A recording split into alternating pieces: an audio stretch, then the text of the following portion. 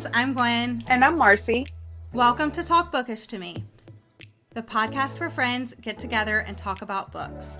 Happy Monday, everyone. Today I am joined by my friend Marcy, who I met online last year when we started doing some live shows together on YouTube.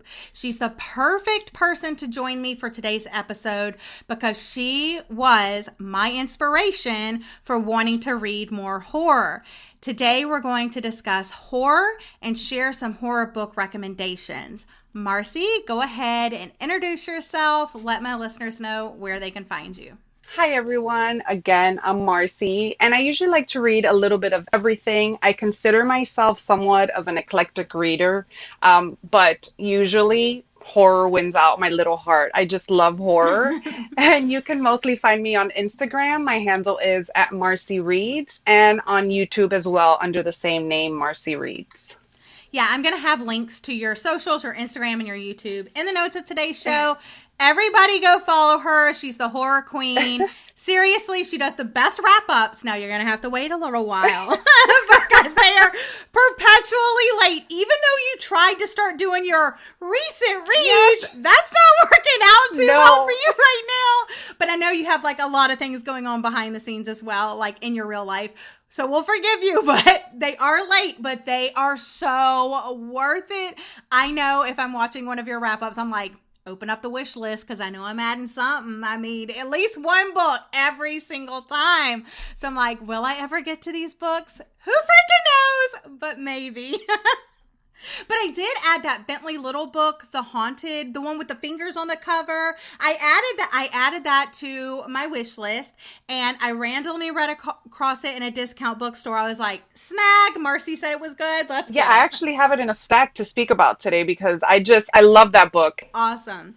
So in an effort for my listeners to get to know you a little bit better, before we jump into the focus of today's show, I have 3 questions for you. Yeah, so I want them to get to know you a little bit better, get comfortable with you before we just jump right in. So starting off with the tough one, number 1, who is your favorite horror author? Every time I ask somebody, what's your favorite book? Everybody gets so mad at me because I have to choose one. And when I saw this, I was like, really? Just one? Yes. So I would have to go. I mean, I have to tell you too, because I could not leave the other person out. But my number 1 would have to be Josh Malerman. I just absolutely adore him. His style of writing, it's just so unique to me. And a close second, and I could not leave him out, was Christopher Triana, because he's more of an extreme horror author, and I feel like these extreme horror indie authors are just not talked about enough, so I wanted to mention him as well. Okay, so I've heard of Josh Malerman. I think I've talked about his books before. What's your favorite by him? Do you have a favorite, or is it just like all of them together? I think it would be all of them, but if I had to choose, it would be my number 1 that I read from him was Bird Box. It's when I fell in love with him. And before that book, I had never read a book in one sitting, and that was my first. So I immediately, fell in love with him. So the next question, tell me about your TBR in 3 words. I would have to say daunting because it is never ending, scary because horror, and eclectic. And question number 3, how do you organize your books and bookshelves? I know we all like to do this a little bit differently, so I always like to ask. Yes, I always love seeing how people set up their shelves, but usually I have them as read and unread. I have those separately, and then within those I separate them by age categories and also by genre. Yeah, that must take a lot of work to keep it organized though. Like when you get a lot of books, try to fit them in. Not really. I love playing library. One of my favorite things is like when I'm filming and I have to pull out all these books, it's putting them back in, and I'm always rearranging my shelves. So I don't find it, that difficult, but I love it. I'm a nerd. Well, everybody always talks about your bookshelves when you do live shows or something like that, or you show them. I mean, I'm getting to see them today, and they're always so beautiful, and they're so full. But I'm wondering, so now that you said you separate them read or unread, which shelves have the more? Unread for sure. Yeah. Isn't that terrible? It really is. And I said in one of my videos how I find it more exciting sometimes to buy books and acquire books than I do reading them. So Yeah, I mean, I think it is two totally separate Yeah. hobbies, because sometimes I'm like, I may not, like, if I buy it or whatever, it could be a cover buy, and I'm like, and then you start reading it, and you're like, I really don't want to read this book, but the cover is Yep. so pretty. So, I mean, yeah, definitely like buying, collecting, hauling books is Yes. one thing, and then actually reading them is another. Reading them is Yes. the work. I don't think people realize, so we're both on BookTube, and I don't think people will realize how hard it is to read all of these books that we talk about. It's a little daunting. I get stressed out about it, especially because people are like expecting you to read a certain book, and then you don't read it. Yeah, Like, especially like those sorry. new releases and stuff. And, being that we buy a lot of books, we find ourselves reading a lot of backlist titles, and people are wanting us to talk about the newer releases. So it's kind of hard sometimes. It's a lot. It's a lot to read, a lot to process mentally. All right, so now let's go ahead and talk about our current reads. What are you reading? I'm actually reading a Josh Mallerman. I'm reading On This, the Day of the Pig, which is actually going to be, it's actually named, and it's going to be reprinted coming out next month, and it's going to be named Pearl. And it's all about this evil little pig, and I'm loving every minute of it. And I'm also reading Nothing But Black and Teeth by Cassandra Caw, which is a book that's coming out next month too. It's a novella, and I'm not that far into it. I'm a few pages in, but I'm really enjoying them both so far. Do you read multiple books at once usually? Yes, it started happening about a year ago. All of a sudden, I went from just solely reading one book and only being able to read one book to all of a sudden having 5-6 books going on at a time. And I want to stop that sometimes, but then my heart is like, no, I want to read all the books at the same time. I am just reading one book. I am currently reading, how fitting, I'm reading a horror book. Yay! Now, I know you've read this one, though, and I have not watched your video. Okay. I know you did a full, reading vlog review of this book. Don't give me your... I won't. Don't give me your thoughts I promise. about it. I'm reading for my podcast, which is the next episode. So I'm reading The Final Girl Support Group by Grady Hendrix. Okay. Are you liking it so far? Okay, so I have it sitting right here. Let's see how far I am into it. I started it yesterday. I'm on page 148. Okay. And so far, I am enjoying it. I think you would like it a lot. Yes. So I am enjoying it so far, but I have, when I click on someone's wrap up or something and they're talking about it, I try to just watch the non-spoilery bit, and I try to click off really quick before they get to the spoilers or whatever, or they tell me their thoughts, because I am heavily influenced by people. Yes. If they're like, oh, I didn't like the writing, it wasn't classic Grady Hendrix or whatever, I have heard that. Then I'm like, oh my gosh, I'm dissecting it when I'm reading. I'm like, is this classic Grady Hendrix? I've only read one book by him, but is it? So I feel very influenced by people. So I try to stay away. But what I have heard is that people that like classic slasher type movies or whatever usually tend to like it more than dislike it, and vice versa. They don't like that sort of thing. They don't really like this. I do like the final girl trope. This is only my second book with the final girl trope, but I am enjoying it so far. I do have some critiques, but everybody will have to tune in to that next episode to find out my full cannot thoughts. wait to hear your thoughts on that. And what was the other Grady Hendrix book that you read? The Southern Book Club's Guide to Slaying Vampires. Right. Oh my gosh, that's my favorite from him. That was the one that I read it, was it not this past summer, but I guess the summer before. It's a chunker. It was my first horror book that I can remember, and I flew through it. In a day. I read that book in a day. It was so good. Now, I think I did rate it 4 stars instead of 5 stars because of things when I was reading it. I don't really remember what. But man, it was so good. And Grady Hendrix is so funny. He is. And he's such a fan of horror, I feel like. Yep. He's really got his hands and his feet and his whole body in the horror genre. And so I'm happy I'm reading that, and we just happen to be recording today. So. I know. I cannot wait to hear your thoughts. Southern Book Club Guide is one of my favorite books from him. It's number 1, and he's incredible. He's an incredible author. I read that, and then I sent you that video about the Yes. paperbacks thing. That was so cool because like I said, I've been doing my history, okay? I'm trying to get I'm into so horror, proud. guys. It's all because of you. Aw. But yeah, so I saw that video and I was like, this is so interesting. And so I had to send it to you right away. If you guys, obviously you guys don't know what I'm talking about, but I watched this video on YouTube and it was talking about like the classic horror, like paperback covers, as opposed to like what horror looks like now on book covers. Very interesting video. I thought, if I remember, I'll link it in the notes of today's show as well, so you guys can check that out. But I thought it was so interesting. I usually don't watch videos like that, especially like longer videos. And if I can't see a face and stuff, I don't find them interesting. But I sat through that whole entire video and then I binged like 4 other of his videos, like the Return to Oz one. It was so interesting. Thank you for sharing that with me because You're welcome. I'm a fan. Yeah, I saw that and I was like, ooh, I wonder what she thinks about Yep. this. So I had to send it your way to see, because you do hold up, like, I'm more of a traditionally published girl. I usually do read what's on the New York Times bestseller Right. list, what you can find in bookstores readily available. But I feel like you said earlier, like these indie press authors that don't get the love, and you hold up some of these covers sometimes and I'm like, Yes. oh my gosh, that's so creepy.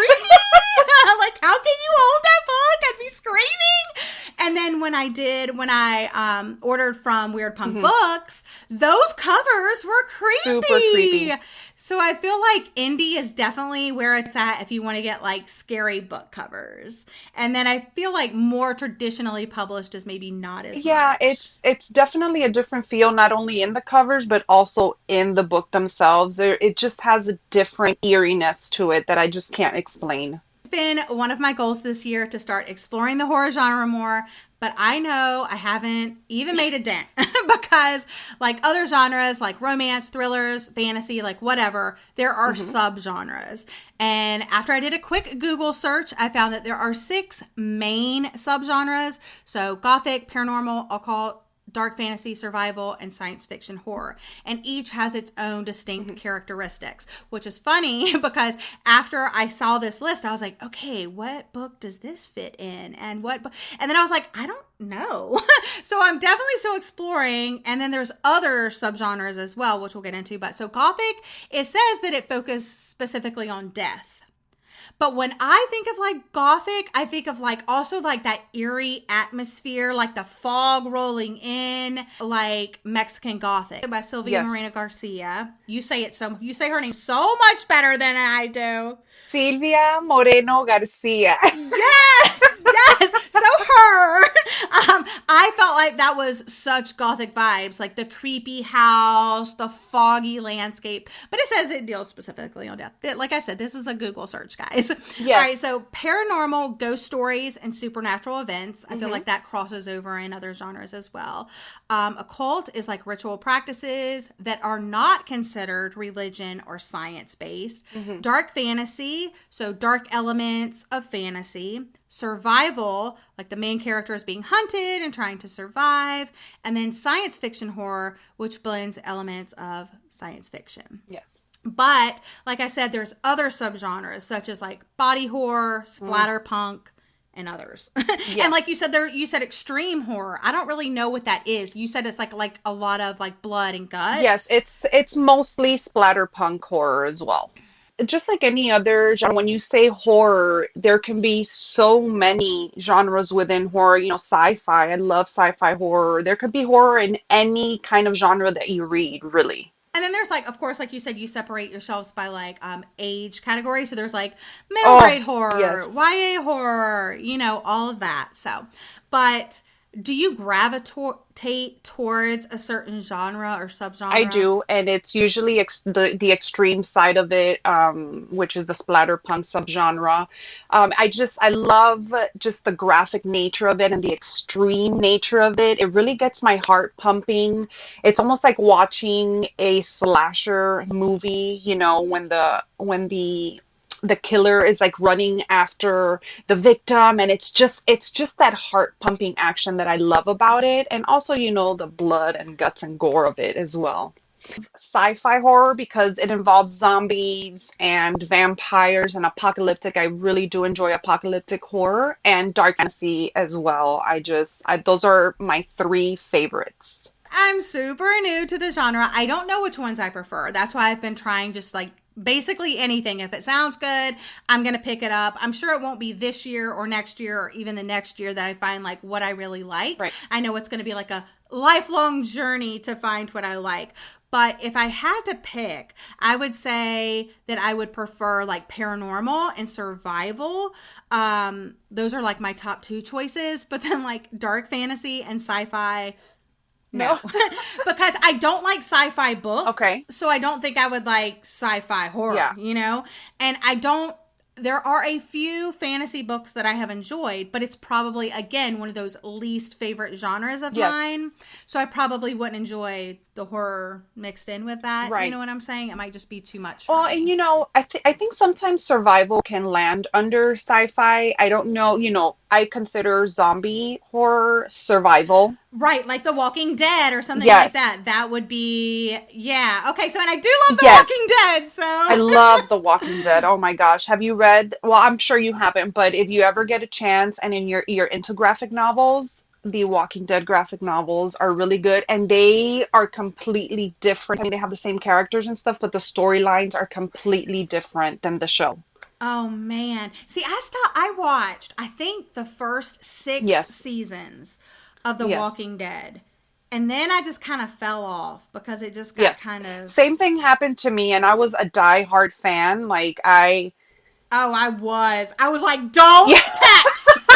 I am in it right now. I was like, leave me alone. Walking Dead's on.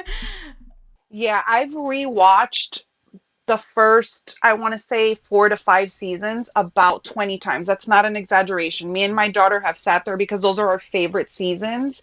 But yeah, after a while it falls off. But this is the last season that they're giving right now. So I want to catch up because I want to see how it ends. Well, me too. And that's the thing. I'm like, oh my goodness, they're finally ending this thing. Maybe I should just go back and start at season 1 and get all nostalgic. And I think we should. Characters are going to be killed off. I think we should. We should do that. Yeah, we should. Oh, I'm excited now. But okay, so I have had those on my radar before, the graphic novels, but I was always kind of like, I don't know. But maybe that's a good way to sci-fi horror. Maybe, yeah. Right, you never know. So do you have any specific recommendations for either of those, like paranormal or survival? Believe it or not, I have mostly paranormal, and it's funny because paranormal usually isn't my go-to, but funnily enough, some of my favorites are paranormal. You're like, it's not my favorite, but some of my actual favorites. I just find that incredible because I can say that I don't like something just because the majority of the books that I've read that fall under paranormal I don't like, but when I find gems, I know that they're going to be favorites because of that same reason, because I don't tend to gravitate towards them. But we talked about The Haunted earlier, and I read that one this year, and I just could not get enough, and that is a haunted house novel. Yes, I'm excited. And the cover's really cool. It's super, super cool. And it was my first time reading Bentley Little, and some might say that his stories are a little bit slower, but I found this one to be very fast-paced and very gripping. And it's just about this family that they decide to move because they sort of outgrown where they live and they don't like the neighborhood. And so the dad decides to pick up his family and just move. And the house that they move to might be haunted and they might experience a couple things in there. I don't know what that cover. I'm like, that house is haunted. Yes. It is for sure haunted. Definitely. There are hands coming out the floor. It is haunted. It is. My friend just actually read it and she ended up loving it as well. And if you're into audiobooks, the audiobook to this one is really good because it's very atmospheric as well.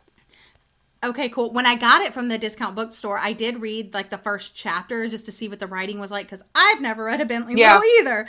And I liked it so far. It's pretty. But I'll definitely check out the audio. Oh, I'm so excited. Yeah, I forget who narrates it, but he did a really good job with just the voice and everything. Another one that is a haunted house novel, and I think this was when I read this one and I discovered it, I was so surprised because I don't like haunted house tales, but it's The Nightmare Room by Krista Renson. It's my number one top haunted house novel. And basically about the same thing. It's a man and his wife, and they have to move back to where he's from because I think his parents are ill. I mean, I read this a couple years back, so the details are kind of foggy, but they have to move back to take care of the house and, you know, try to sell it and stuff. And while he's staying there, he starts encountering some of the things that he encountered when he was little. And it's all kinds of creepy. And the audiobook is fantastic as well for this one. But this one is part of a trilogy, but I don't think that you have to read. I mean, I've read the first two books and I love them both equally, but I feel like if you read the first one, you really don't have to continue. I know some people that read horror do not like series per se, so that's why I'm saying. But the first book it holds itself pretty well on its own. The third one that I want to talk about is Take Your Turn, Teddy by Haley Newland. And this one was one that I got sent for review and I was fairly surprised by it. It's about this boy that becomes friend with a demon ghost and does all of his biddings. He comes from a broken home, from divorced parents. And it's a very heartfelt, haunted kind of novel that I just fell in love with this past year. And then two more that I want to talk about is Whispers in the Dark by Laura Hightower. This is about a SWAT sniper woman, and she used to hear voices and whispers when she was young. Yes. And her dad and brother end up dying in this fire that ends up leaving her all scarred. And the years go by, she ends up going to therapy and she doesn't hear whispers anymore. But one day she comes face to face with this man that she has to kill because he is holding his family hostage. And little does she know that that's her half brother. And all of a sudden, the whispers start coming back and she has to beat this whole... It is intense. The writing is amazing. And it is one of these female characters that you just fall in love with. Just badass. This was my first Laura Hightower. I wanted to explore more of her works, and this is an indie author that I think doesn't get enough recognition as is. And then the last one is called Remains. This is a little bit of a grief horror novel, but it has haunted house elements in it. This mother loses her son, and she ends up in this psychiatric ward. And when she gets out, she ends up going back to the house where they found her son, and the house is calling to her. And she's tempted to go in there and, things happen from there. But that one is grief horror, so it's a little bit more hard-hitting, but it's fantastic as well. And it's by Andrew Cull. So many good recommendations already. I'm like, yep, gonna add that one to the DVR. Oh my goodness. All right, so I know that those they may or may not appeal to beginners. And since I am still a beginner, maybe you have something else that would specifically cater to beginners like myself, people listening. So do you have any recommendations for that? Yes, I do. And for the first thing that I would recommend to a beginner is to try short story collections, just because it's a little bit more of concise stories that allow you to taste a little bit of everything, of every genre, of every trope. So I have a few of survival ones, which are the first one is more of a slasher novel. This isn't a short story. I'm sorry. This is more of a novella, and it's Go Down Hard by Ali C. And it has to do with this male serial killer and this female serial killer sort of hooking up. Oh my gosh, I love serial killer stories. Yes, and it's a really short one. So it's it's a binger, but it's really, really good and heart pumping. And I can't recommend that one enough. But as far as short stories go, there's one by Christine Morgan. She's an extreme horror writer, but she has this collection of short stories. Again, it's a little short one, but I think there's about 6 or 7 stories in here, and it's all about zombies. But her take on zombies, there's like funny in there, there's gory, there's heart pumping. I mean, she has a little bit of everything, but her writing is phenomenal. And I think I would recommend this one just because of that, because it's short stories and it gives a little bit of a taste of some extreme horror and some zombies as well if you've never read them. Nice. And then I would recommend Joyland by Stephen King, especially if you have never read Stephen King before and you want to dip your toes in them, because it is short and it has to do with this haunted ride in a carnival park, a traveling carnival park. And this kid decides to work there before he goes to college. He decides to work there. He's brokenhearted and he just needs to distract himself. So he decides to apply and gets the job. And he tries to go into the story of how this woman was killed at this haunted ride and her ghost that's still in the area, but it is heartfelt as well. And I feel like if you've never read Stephen King, it's a great place to start, along with Pet Sematary. I have to mention that one for paranormal. I have a few more. Let me mention two more, especially for you that you love paranormal, is Goddess of Filth by V. Castro. It's a novella. And it has to do with witchy seances and a group of friends that get together, and one of them gets possessed by this goddess, and she's trying to attain something from the whole world. And it was just a fun little read, and I think a lot of people that like paranormal would enjoy this one. So you need to add it to your TBR. Okay, I will. You know I will. I'm gonna okay, she talked about this one ad and this one. And my last one, which is also a short one, again, I think it's perfect for people that don't read horror just to dip their toes in, is With Teeth by Brian King. And this is just a take on a vampire story, which I found heart pumping and amazing and short, which was, for a vampire novel, it's really hard to find a short novel. They're usually pretty long. So I think this is a great one for those that want to check out that trope. Nice. So many great recommendations. Okay, so I do have like a very small list of recommendations. I'm going to go through them quickly because they're all pretty popular. So I'm sure everyone has at least heard of these because like I said, I'm a traditionally published girl. Like I think I've heard like maybe of one of those books that you said. I mean, other than I did hear the Bentley Little because I heard you talk about it. But man, just like hearing the titles and the names, I'm like, I don't know who this is. But so my list is a little bit more, popular. Yes. So The Cabin at the End of the World by Paul Tremblay, survival. It's 7-year-old Ren and her parents are vacationing at a remote cabin on a quiet New Hampshire lake. And then this group of people invade the home in hopes of having Gwen and her parents save the world. Crazy? Yes. Bird Box, we talked about earlier. I've read that one. That's also, I consider like survival, I think. Definitely. By Josh Mallerman. Everyone must remain blindfolded to survive because there's this thing that's like, if you see it, bad things start happening. Yes. Things Have Gotten Worse Since We Last Spoke by Eric LaRocca. I think that's how you say the author's last name.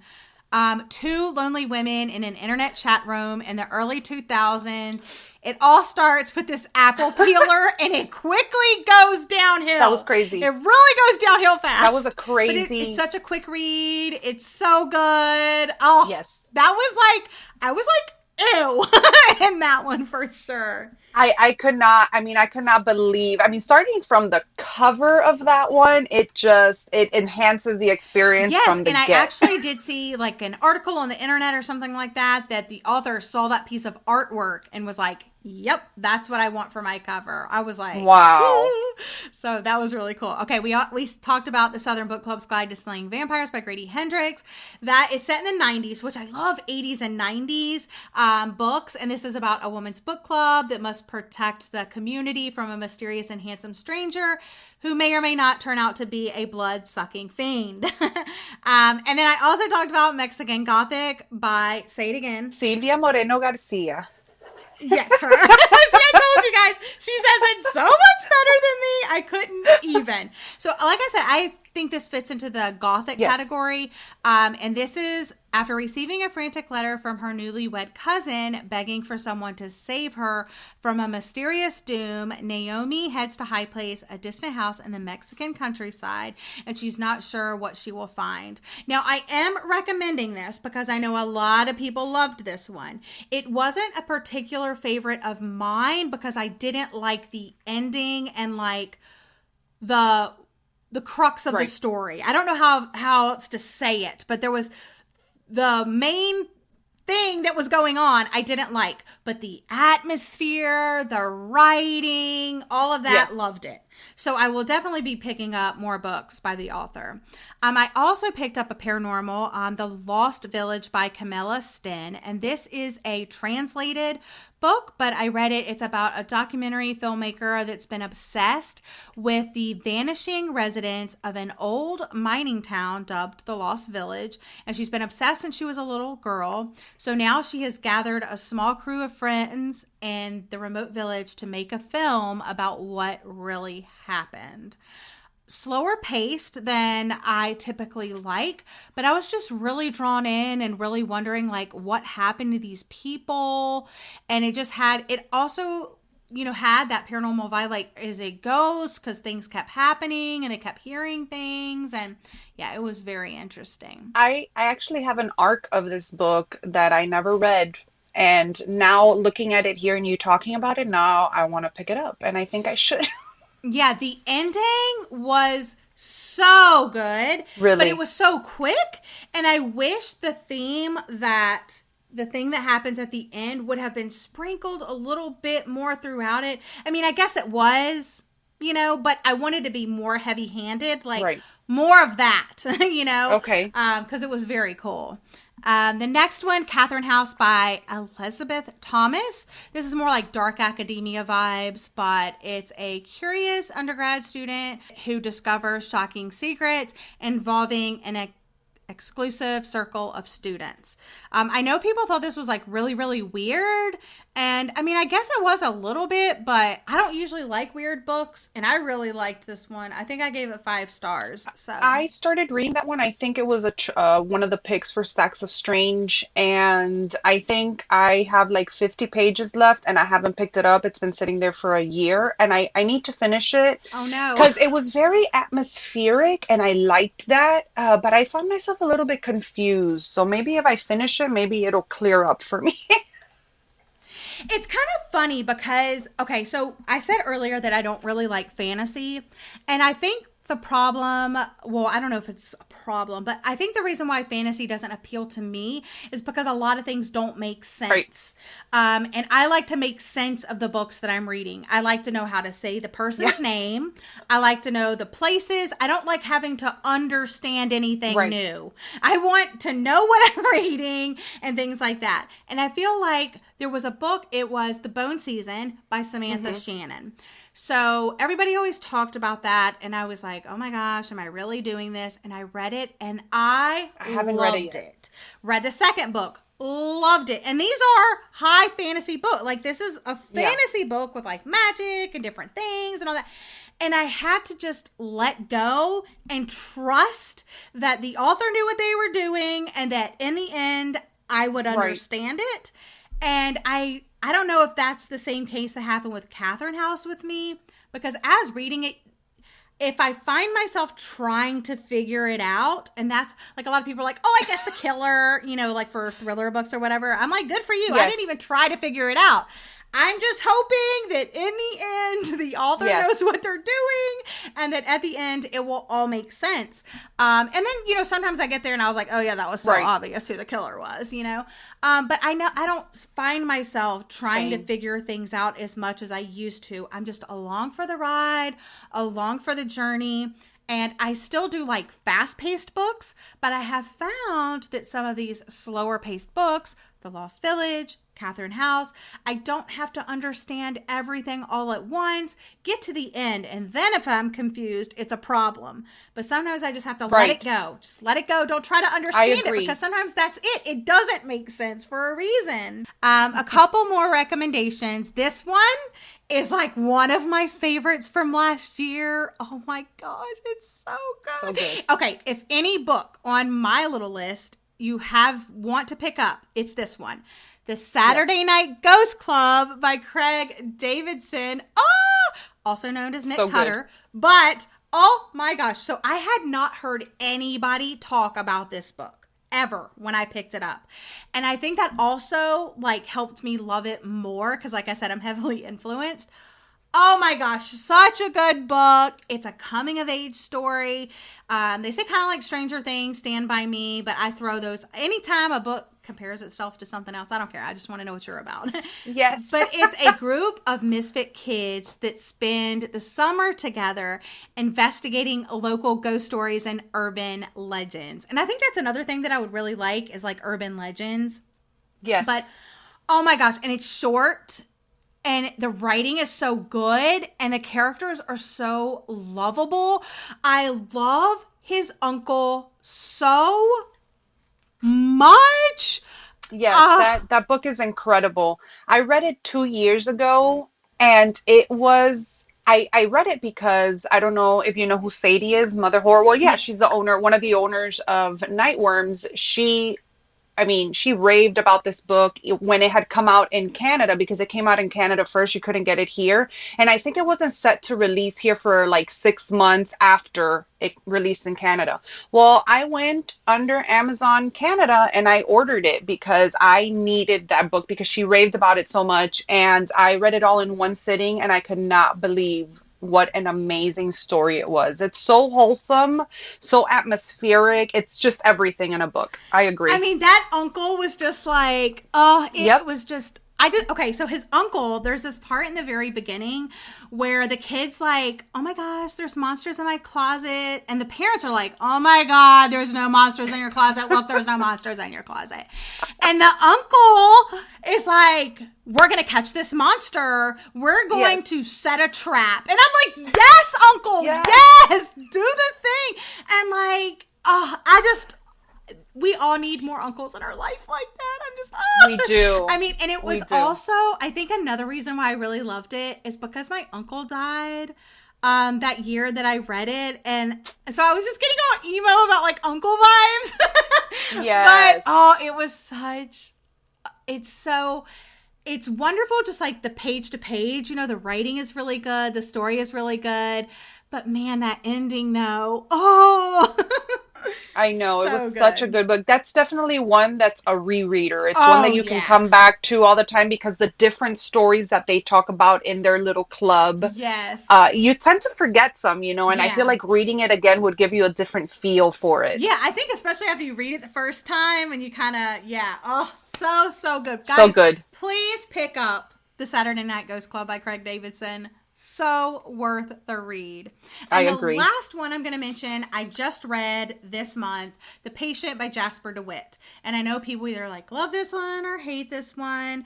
I think, what did I rate this one? I rated it 4 stars because again, I didn't like the ending as much, but it's a series of online posts by Parker H., a young psychiatrist who chronicles the harrowing account of his time working at a dreary mental hospital in New England. Yes, and I love mental hospitals and like asylums and all of that.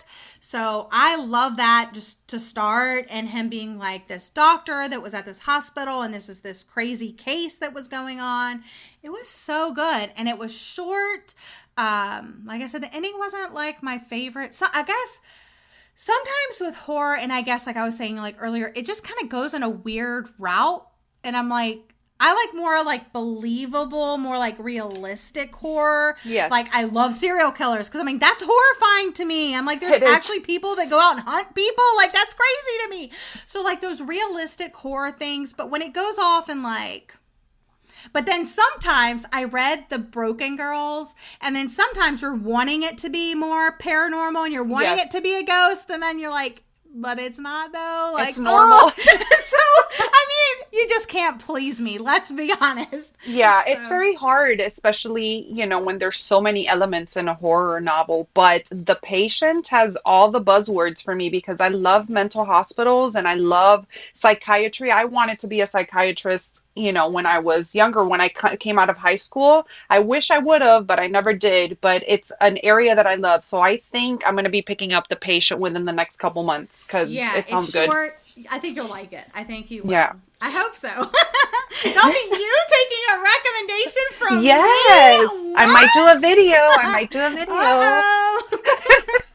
Uh-oh. so those are the ones that I have. I'm hoping that like by the next year, because I'm definitely hoping this spooky season that I can read some more horror books. Yes. So hopefully I'll have more to talk about next time. Which standout horror books have you read this year? Oh, I've read quite a couple. The first one I just finished last week, and it was a recommendation from my friend Amanda. She was talking about how there's a movie coming out, Antlers. I don't know if it already came out or it's coming out. And she says how it is based on this short story that you can find on Scribd, the audiobook, that's called The Quiet Boy by Nick and Tosca. And it's only an hour long, but I swear it is one of the best audiobooks that I have heard because it's like a whole production. It has like sound effects and music, and it's only an hour. So I'm if you tuning into that. yes, if you like audiobooks, now it's a little bit ambiguous, which I usually don't like, but it's worth the listen to. So I gave that one 5 stars. Another one recently that I read was Chasing the Boogeyman by Richard Chismar. Gwen, I think you would really like this one because it's a true crime kind of book. Did you read it already? No. No. But I have it on my list. Yes, I think you would, if you read anything next, I would say Chasing the Boogeyman because it deals with a serial killer and it's metafiction. So Richard involves himself in the book and he says the story back in the 80s in his hometown, how there was this serial killer. Now, when you go into this book just thinking that it's fiction, because it is fiction, but half of the times while reading it, you're going to want to research what he's saying. I urge you not to. Just continue reading it because at the end he has an author's note that talks about the story in itself because it had me crazy. I was like, oh my gosh, is this person real? And I found myself so confused with all of this, but it is brilliantly written. I loved it so much. I think I've heard someone else talk about that. Yes. And that's good that you told me not to research it because, girl, I would have. I buddy read this and I remember reading the first chapter is really him just talking about his hometown, but there is a foreword by this man. I forgot his name, but I'm like, is this real? Is this fake? Because he talks about being on vacation in 2013 and picking up Chasing the Boogeyman. And I'm like, wait, is this a reprint? So it had me so confused. So just read even the foreword, just read it as fiction and it'll go much better. But it is brilliant. I loved Chasing the Boogeyman.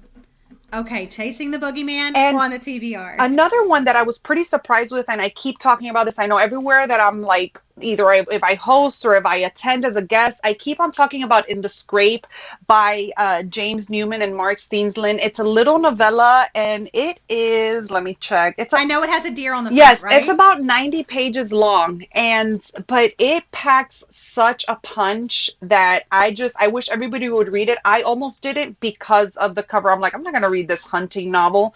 And while it does have undertones of hunting, I keep saying this, it's really not the focus of the story. It's a really, really good novella that I wish everybody would read. It's kind of funny though, because it's the size when you hold it up. I saw you hold it up in a live show. It looks like a graphic novel. Yeah. Is it? No, it's just a regular novella. Oh, okay. Because I think that's what threw me off about it. Is like you kept saying it was a novella, but I'm like, it looks like a graphic novel. Yeah, it's not. Okay. It's like kind of weird. I mean, I get the cover, and some people love it, but to me, I feel like it just gives a different vibe than what I was expecting. Yeah, like you said, hunting. Exactly. That's what you think. A big old buck It's a on the buck. front. You're like, let's go hunting. Exactly, and I was like, but I picked it up because I think I was trying to complete a readathon, and it was like 90 pages, and it was like orange on the cover or something. I'm like, let me just do it. 90 pages, how much time can I waste? But I am so glad because it's so good. Nice. I'm so excited. Yeah. Do you have any other favorites, like some of your all-time favorites that you'd like to recommend? Of course. I'm waiting for you to mention this one book because I want to ask you more about it. Is it The Rust Maidens? No, I knew you were going to say The Rust Maidens, though, because that's your favorite. That is my favorite. But that is on my wish list. That is my favorite, but I'm not going to talk about that. I actually didn't pull that one out. I am going to talk about Brother by Anya Auburn. Yes, which I have on my TBR now, officially, because of Marcy. I was like, okay, I'm doing it. I haven't been able to get to it this month, but I'm hoping soon. I think you would really, really love it, but it's just about this family that lives, it says it back here, Deep in the heart of the Appalachian stands a crooked farmhouse miles from any road. The Morrows keep to themselves, and it served them well for so long. But it's about this family, and there's these brothers. One of them is Rebel, and the other one is Michael. And Michael feels like he's not part of the family. Like he wants to break free from his family because he feels different. And then there's his brother Rebel, which isn't such a good guy. But things happen, and I don't want to spoil the book for anybody because it's much more than this. I don't want to say what the actual trope is because it will spoil it for you. But the ending to this, I mean, it's a book that I still think about today, and I think I read it a few years back. But very well written. Anya Auburn is incredible as a writer, and it's if you talk about Anya Auburn, people are probably going to say Brother. They know Brother because it's amazing. I don't know what else to say about it, but I haven't heard anybody say anything negative about this book. Anybody, well, at least people I follow on the internet and stuff like that. Everybody loves this book, so I'm like, I have to read this one. So good, and I cannot wait to hear you talk about that book because I have a feeling you're really going to love it. It's not only heartfelt, but that's all because I don't want to spoil. I know it's hard to stop. And then the second one, which is an all-time favorite for me, it's not everybody's cup of tea. It's actually a very famous movie, but it is I Am Legend by Richard Matheson. And I remember watching the movie years ago, even before I knew that it was a book.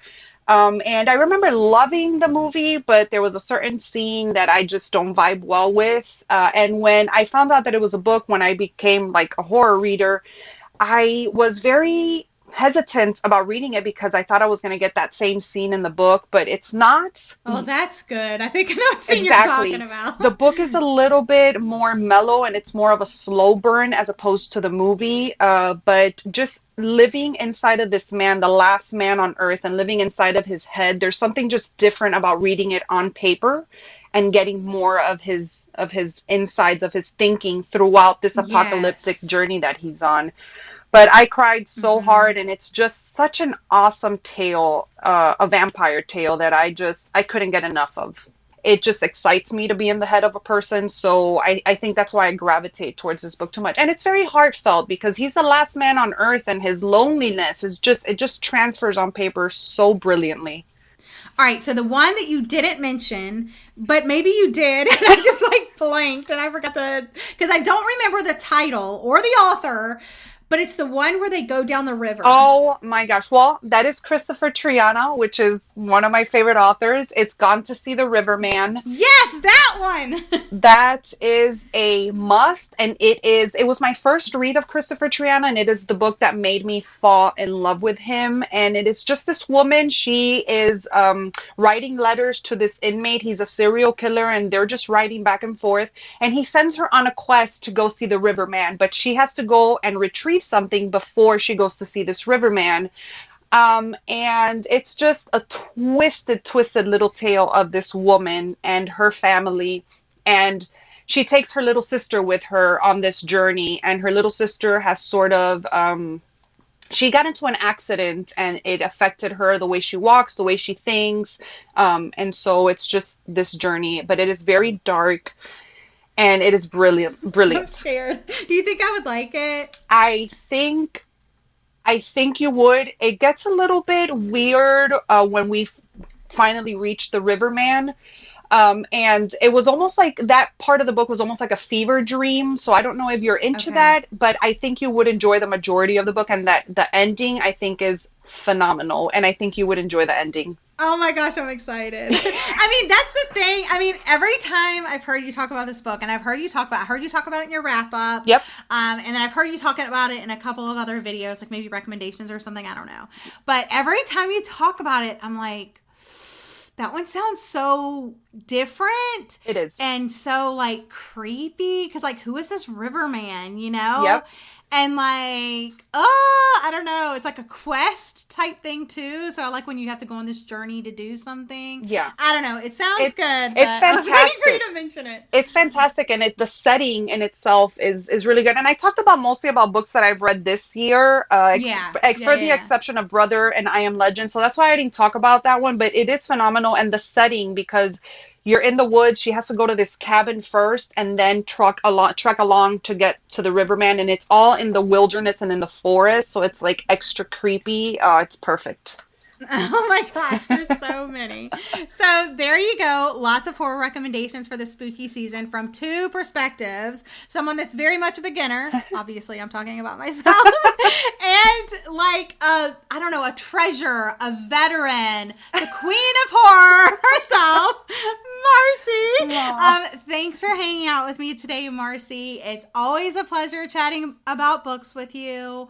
I get the best recommendations from you. So thank you so much. I was so honored that you asked me to be on this. Well, you and Jackie initially, and I was so nervous. I mean, since you asked me at the beginning of all of this, I've been so nervous and like looking forward to this. So I mean, I always have a great time with you, and I love you so much. Every time when we used to do the read with friends together, I would just enjoy that I was going to see you. I was looking forward to seeing and talking to you. Yes, you're definitely going to have to come back. Yes. If you'd like to be considered as a guest on the podcast, there's a guest interest form linked on Instagram at Talk Bookish Podcast, or you can email me at talkbookishpodcast@gmail.com. As always, friends, reviews of the podcast really help it reach new listeners. So I would appreciate it if you take a moment and do a quick review. Doesn't have to say much. Just give me that 5 stars. It would mean so much to me and my little podcast. I will be linking as many of the books as I can, as well as links to Marcy's social media and the notes of today's show. If you're looking for more horror recommendations, and trust me, she has more, you have to check out her YouTube channel, her Instagram, all of that. Give her a follow, guys. I am shocked that her channel has not blown up more than it has, because she has the best horror recommendations, guys. Literally, like anything, you're like, oh, I need a horror with this. And she's like, oh, here's a recommendation. I'm like, how do you do that? So before we head out, though, I know your spooky season TBR is probably stacked. It is. I've seen your fall TBR. And I'm like, girl, you're not going to get to all of this. And you're like, oh, this is just the 50 that I'm going to mention. But there's 50 others over here. But if you had to choose one book that you can't wait to experience, it could be horror, it could be something else. What's one book that you're just like dying to read? I think this was the hardest question for me to come up with an answer. I was like, I think it took me like the other ones. I was like, oh, 5 minutes. This one took me literally a whole entire day. But I think I narrowed it down to the one, and I think it would have to be Slewfoot by Brom. It sounds perfect for the fall season, and it's witchy and it's devilly, and I'm really looking forward to it. And also because he's actually an illustrator and an artist, and all of his books contain his art in it. And I think I look forward to that aspect of it, is looking at his paintings throughout the novel. Yeah. Very cool. I cannot wait to hear you talk about it. So make sure you get to it, I Marcy. will. I definitely will. All right, that's it for now, y'all. I'll be back again in 2 weeks with Jessie to discuss the Final Girl Support Group by Grady Hendrix. So stay tuned, Marcy. It's coming. Until next time, happy reading.